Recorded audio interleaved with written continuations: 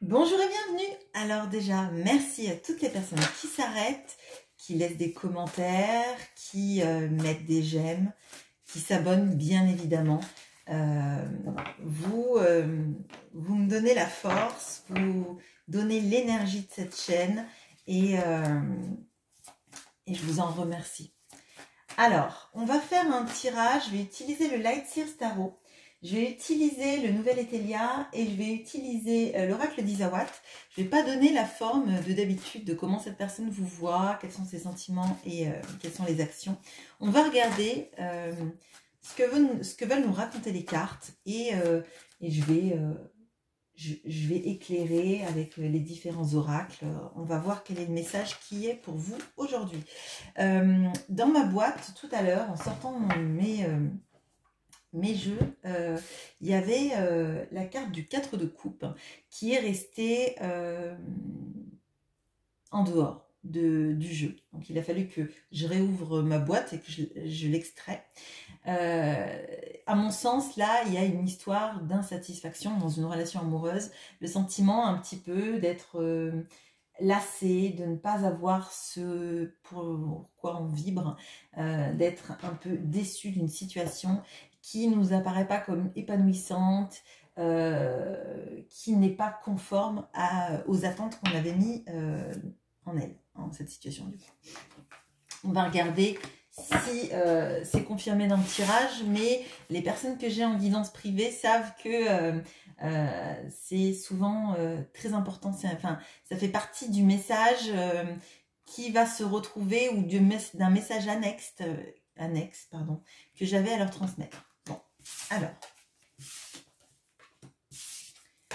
alors, on a du mental. On a l'as d'épée. On a le 5 d'épée. On a le 8 d'épée. Et on a la reine de bâton. Bon, alors là, j'ai l'impression que vous gambergez énormément, que vous posez énormément de questions par rapport, et en d'autres decks, j'ai le diable. Bon. Vous vous posez énormément de questions par rapport à une situation dans laquelle vous avez l'impression en fait que vous êtes le grand perdant, la grande perdante de l'histoire, que vous n'avez pas toutes les cartes en main, que vous vous sentez limité, que ce n'est pas vous qui avez un pouvoir décisionnel dans la relation. Alors, potentiellement, j'avais mis ça comme un tirage sentimental. On va voir s'il y en a un autre message qui se dégage de ça.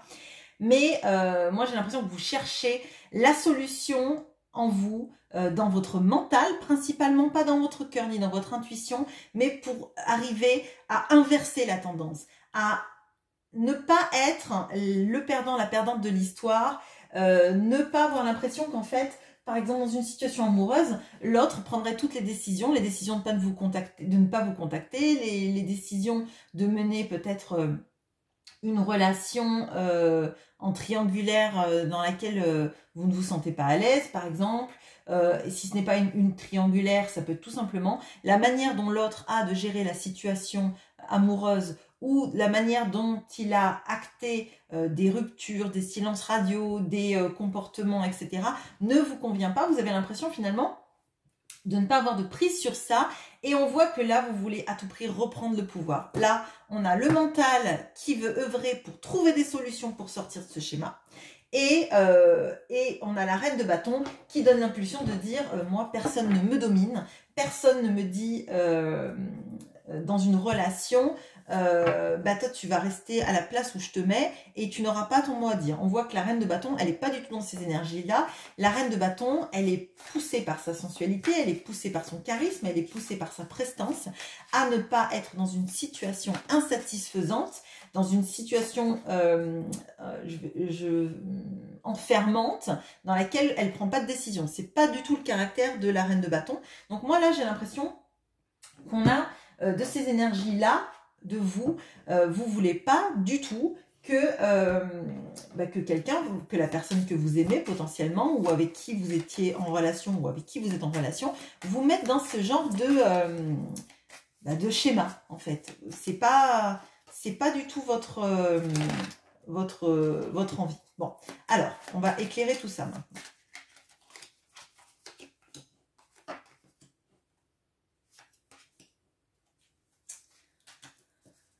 Bon, ok, là, on a une situation dans laquelle vous n'êtes pas bien. Ouais. On a la campagne inversée avec le déplaisir. On a la chrysalide avec le repli. On a la nuit avec le chagrin.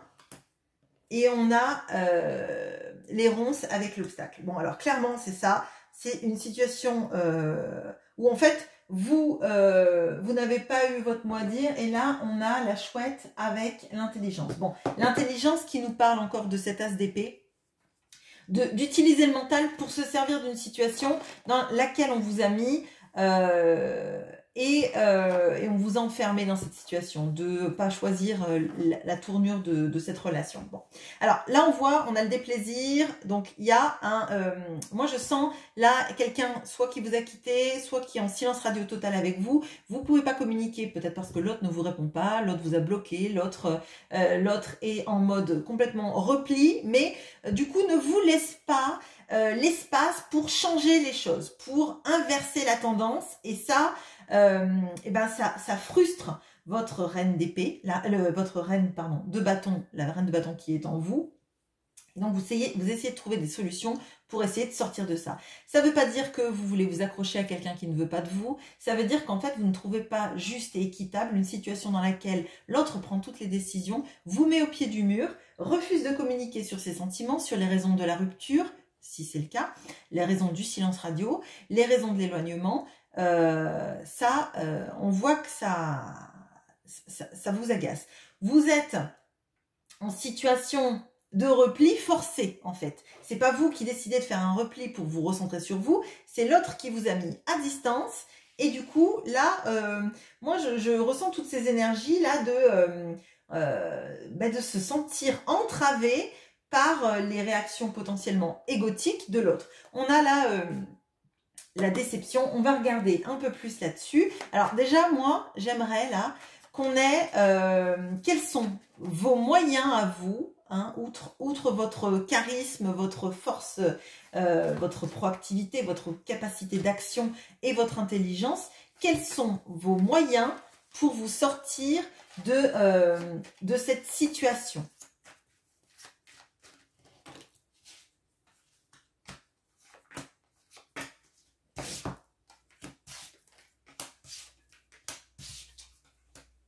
Ok, alors, on a le dragon qui va me parler aussi de la force de frappe de la reine de bâton. On a le chien, on a le solitaire et on a les bonbons. Alors, bon, déjà, moi, ce que je ressens là, c'est qu'il y a une énergie de reine d'épée qui apparaît encore avec le dragon. Alors, le dragon, ça peut être des discussions un peu véhémentes, un peu rentrées dans l'art. Moi, c'est pas ce que je ressens parce que les autres cartes adoucissent un peu le portrait, hein, à mon sens. Déjà, il faut être certaine, que si l'autre ne vous parle pas, ça ne doit pas remettre en question pour autant votre capacité à être aimée, votre capacité à être belle, à être désirable, à être quelqu'un dont on a envie dans sa vie, tout simplement. Il faut que vous gardiez en vous ce feu de passion qui brûle et qui fait la personne que vous êtes, parce que c'est quelque chose aussi qui potentiellement a plu énormément à votre autre à un moment donné. Si l'autre est en rupture, silence radio, repli, ça ne veut pas forcément dire que ce sont vos qualités qui sont mises en défaut. Là, on voit qu'il y a la notion de chien. Donc, le chien, c'est la fidélité. C'est la personne qui reste, même si, vous voyez comme ces chiens qui retrouvent leur maître des années après. Et alors là, je ne veux pas dire que vous allez retrouver votre maître, hein, c'est pas ça. C'est la fidélité à qui vous êtes, mais c'est la fidélité aussi à ce lien, à montrer à l'autre, en fait, que il ne doit pas forcément avoir peur, parce que peut-être que là, on a des réactions de quelqu'un qui s'engage pas parce qu'il a des peurs. Bon, il a peut-être peur que vous alliez voir ailleurs, peut-être parce que c'est quelqu'un qui trouve que vous êtes quelqu'un d'attirant, de beau, de sensuel, etc. Et que l'engagement avec quelqu'un qui peut être courtisé par beaucoup de personnes lui fait peur. Bon. On voit avec le solitaire qu'il y a aussi cette notion de vous êtes unique. Vous êtes unique, vous êtes unique, vous êtes désirable, vous êtes belle, vous êtes ou beau. Enfin, je vous laisse adapter, hein, bien sûr. J'ai plus de femmes sur ma chaîne, donc c'est pour ça que je parle au féminin. Que vous êtes quelqu'un qui peut avoir des projets, vous êtes quelqu'un d'intelligent, donc vous êtes unique. Potentiellement, vous n'avez pas le profil des ex de cette personne, vous ne ressemblez pas à toutes les autres personnes qu'elle a pu rencontrer dans sa vie, et vous avez, de par votre singularité, votre différence, mais dans le sens positif du terme, vous êtes... vous êtes un diamant en fait, vous êtes un diamant pour cette personne et c'est à elle de réaliser à quel point votre douceur, le fait que vous soyez quelqu'un de fidèle, que vous soyez quelqu'un qui est capable d'énormément de choses, d'activités, d'élan, etc. C'est quelque chose de gagnant pour lui s'il vous a dans sa vie. Et de gagnant aussi pour vous parce que ce sont des qualités que vous avez à l'intérieur de vous et que si cette personne ne le comprend pas, ces qualités, vous pourrez les montrer à un autre, hein, bien évidemment. Alors, on va aller regarder comment, je vais bouger tout ça, comment tout ça va évoluer pour voir si cette personne, elle va pouvoir se rendre compte en fait que ne pas vous laisser sans réponse, sans nouvelles, etc. C'est quelque chose qui n'est pas agréable du tout. Alors, comment est-ce que ça évolue, tout ça, dans les, on va dire, dans les 6 mois? Bien sûr, la temporalité, le 4 de coupe qui ressort, bien sûr. Je vous ai dit, hein, ce n'est jamais pour rien que les cartes restent dans les paquets. Hein. Il y a toujours un message...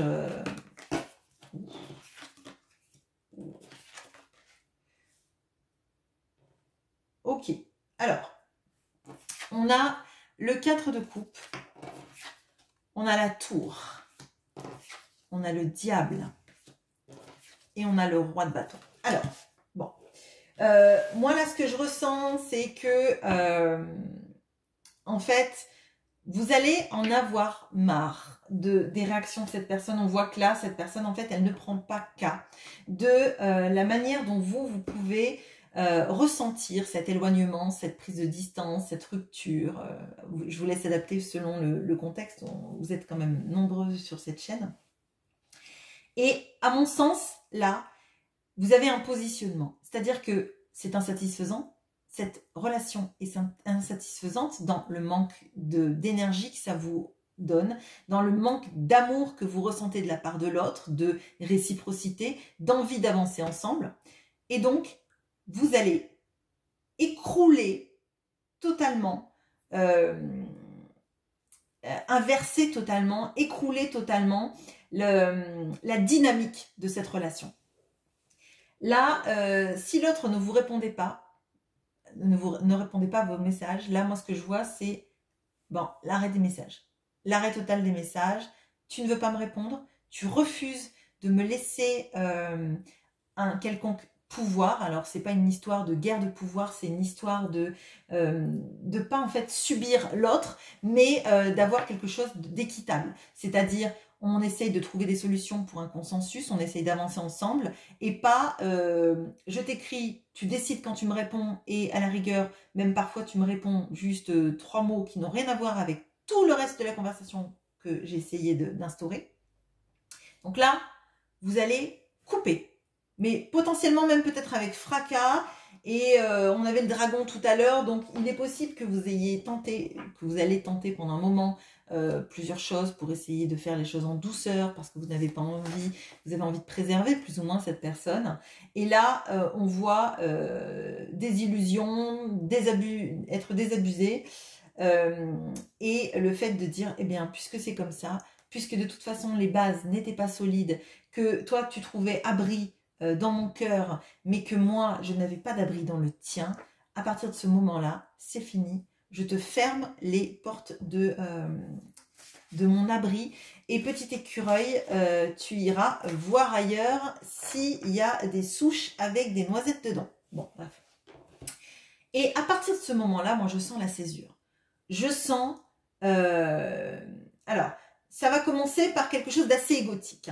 par quelque chose d'assez égotique, de revenir vers vous en vous disant mais qu'est-ce qui se passe, tu penses plus à moi, etc. etc.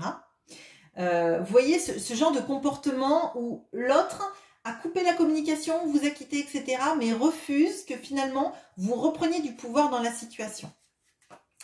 On a une certaine forme de toxicité quand même dans la manière dont l'autre réagit, parce que l'autre en fait va être dans un ego défensif de comment ça tu ne m'alimentes plus, mais qu'est-ce qui se passe, pourquoi tu ne m'alimentes plus, tu ne m'aimes plus, tu ne penses plus à moi, etc.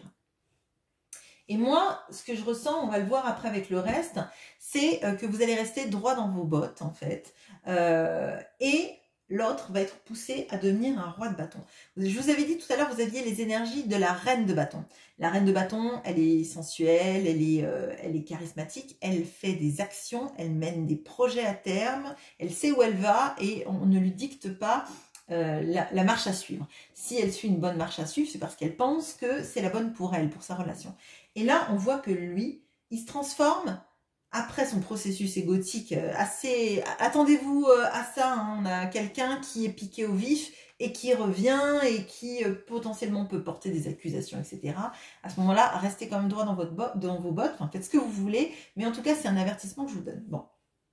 Et il devient le roi de bâton. Ça veut dire qu'il met en place enfin des projets, potentiellement reprise de communication, reprise de séduction, mais pas dans un processus de diable, c'est-à-dire calmé et plus dans des dynamiques passionnées que dans des dynamiques de tenter de... alors je vais dire de vous faire plier, mais je sais pas, c'est pas vraiment le bon mot, mais vous voyez le processus égotique du diable qui essaye de vous lier à lui de manière assez toxique hein, quand même. Donc là, on a quelqu'un qui va se radoucir et qui va être plutôt à la conquête. Hein, la conquête comme dans les débuts de relation, quand normalement ça devrait souvent se passer comme ça, où on a l'impression que l'autre veut nous séduire, fait des efforts, etc. etc. Alors, qu'est-ce que nous dit le nouvel Ethelia? Ok, ben c'est ça, c'est exactement ça. Alors, on a les racines avec les parents, on a la cassure avec le deuil hein, qui correspond à ça.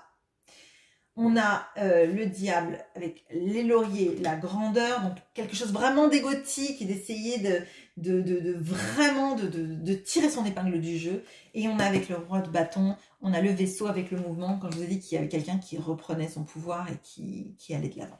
Alors là, clairement, on voit effectivement les deux processus qui se mettent en œuvre. Hein. On a le 4 de coupe qui parle du fait de vous recentrer sur vous, en fait, sur vos racines, sur votre histoire, potentiellement sur votre famille, sur les choses qui vont vous faire du bien, parce que l'autre ne vous a pas nourri, et vous vous nourrissez par les racines. L'arbre se nourrit hein, des nutriments du sol. Bon. Donc là, il y a plutôt recentrage sur soi, et retrouver en fait en soi la force d'avancer pour soi, pour les gens qu'on aime, et plus pour monsieur ou madame.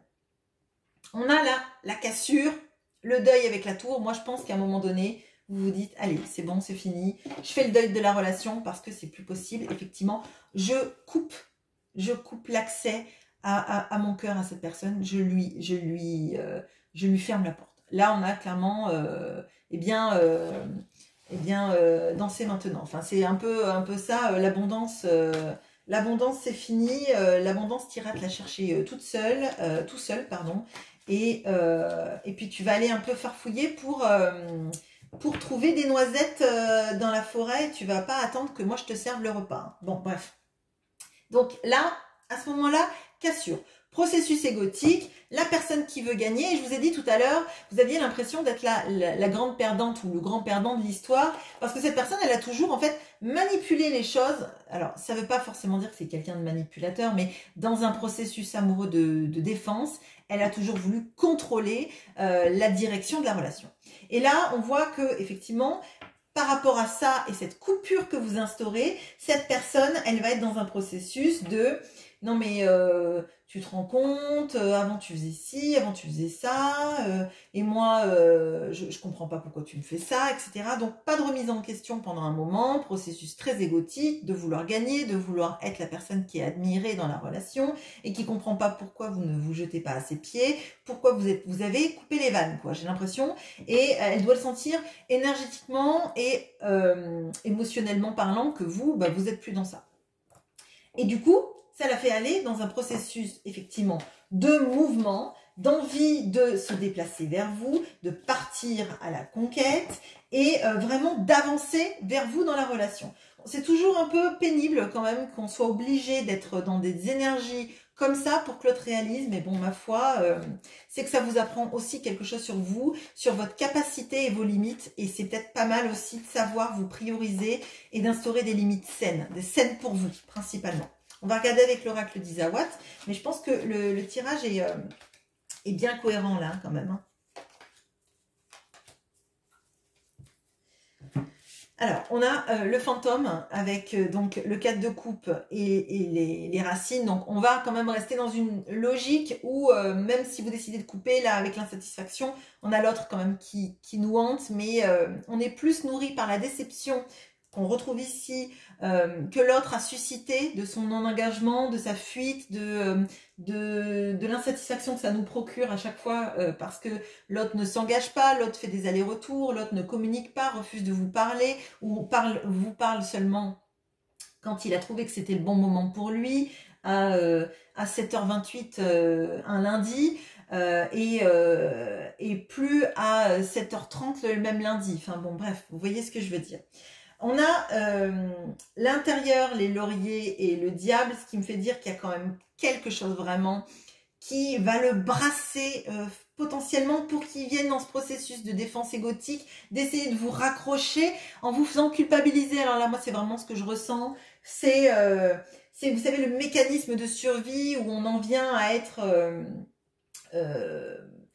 culpabilisant parce qu'on refuse d'accepter sa part dans ça, on se sent piqué, on se sent abandonné, il y a des réactivations de blessures qui font qu'en fait, au lieu de se regarder en face et de se dire que si vous avez pris ce genre de décision et d'action au bout de tant d'années à être fidèle à ce lien ou au bout de tant de mois à être fidèle à ce lien, à avoir tout fait pour essayer que ça marche et que l'autre en fait ne s'est pas impliqué, au lieu de le voir ça, c'est vraiment le processus très égotique. Comment tu peux me faire ça à moi, et je mérite pas ça, et je fais de mon mieux, et je te donne ce que je peux, etc. etc. Bon, là on voit que cette personne elle va avoir vraiment peur de vous perdre et elle va vraiment faire tout ce qu'elle peut pour essayer de réengager la situation de la bonne façon. Et j'ai le 10 de coupe là en dos de deck, mais là j'ai envie de demander, est-ce que cette personne, elle va vraiment vous donner une relation satisfaisante? Et là je vais regarder avec juste le tarot, amoureusement parlant, avec un vrai engagement amoureux en tout cas. Peut-être qu'il y a une situation qu'elle va pas arriver à dépasser tout de suite, mais en tout cas, est-ce qu'elle va comprendre qu'il vous faut de l'amour à vous? Il vous faut un engagement au moins amoureux. Alors, on a le 3 d'épée, on a la mort avec la mort et la renaissance, et on a le roi de coupe. Donc oui, par contre, je pense que si vous en êtes arrivé là, c'est que vous avez eu le cœur morcelé. Le cœur morcelé, vous avez essayé tant bien que mal de tout faire, de tout faire rentrer. Moi, j'ai vraiment l'impression là, vraiment, et c'est quelque chose que j'ai beaucoup en ce moment dans la tête comme message, de faire rentrer des carrés dans des ronds. Et j'ai l'impression que vous avez tout tenté en fait pour faire rentrer ces carrés dans ces ronds qui étaient de la même taille, donc c'était pas possible. Et au moment donné, au moment où vous lâchez prise, l'autre se rend compte en fait de la souffrance que c'est de vous perdre, ne serait-ce qu'énergétiquement, ne serait-ce que parce que vous ne serez plus là quand il se décidera à se réveiller, etc. Il le sent en fait, il le sent vraiment.